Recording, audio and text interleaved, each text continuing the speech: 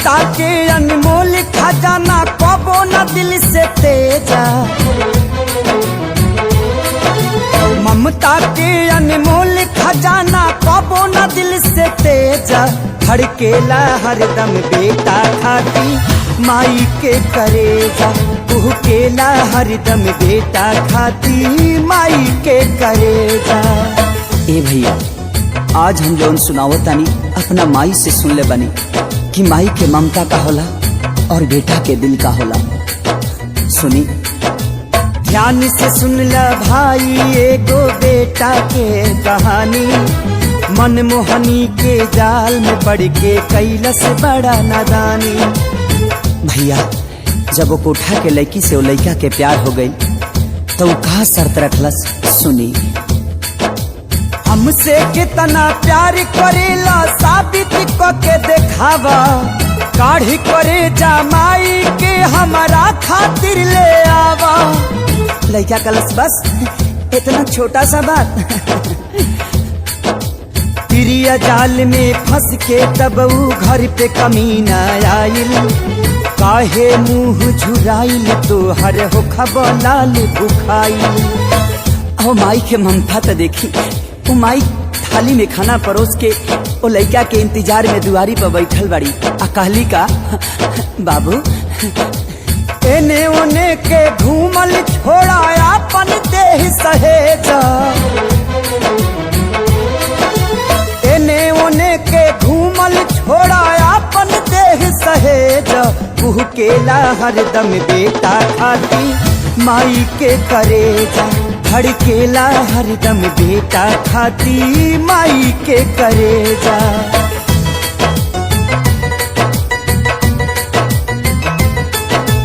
इतना पर भी ऊ कपूत बैठल माई के पंजरा। खाए लागल खाना माई हाके लगली अचरा। कैसे कि माई पड़ोसी से पैंचा आटा मांग के लिए अली और 4 गो रोटी बनौली। घर में बिना ना रहे ताचरा के हवा हाँक हाँक और ओकरा मुंह में रोटी खियावे लगली। अपने पानी पी के सुत गई। लेकिन वो बेटा कैलस का खींच के खंजर सीना में मरल सबू अपना माई के। काढ़ी करे जा लेके चलल ना आइल दर्द कसाई के। ठोकर से जब गिरल करे जा कहलस ममता जागल। हे बचवा कहीं पैर में तुहरा चोट त नहीं लागल। देखी माई के ममता क्यों करेजा शरीर से बाहर आके भी अपना बेटा के चिंता करता। और वो करेजा से का आवाज आई, बेटा हो तोहके चोटी कहीं त न लागल। बेटा हो तोहके चोटी कहीं त न लागल। और आखिरी बार वो करेजा से का आवाज आवता। सुनी जहाँ जाए के बात हके जल्दी उठा के ले जा।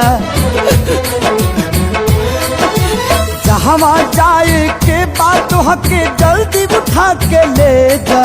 तू केला हरदम बेटा खाती माई के करेजा। तू केला हरदम बेटा खाती माई के करेजा।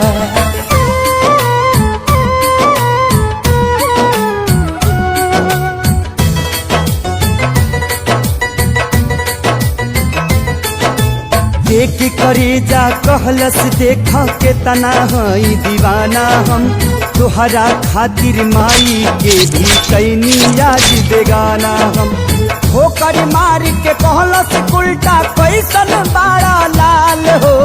हवसी के भूख में पड़ के माई के कैला हालाल हो। आज तलक न देखनी तोहरा जैसन पूती कसाई के। हमर कहो खब पापी जब न भैला अपना माई के।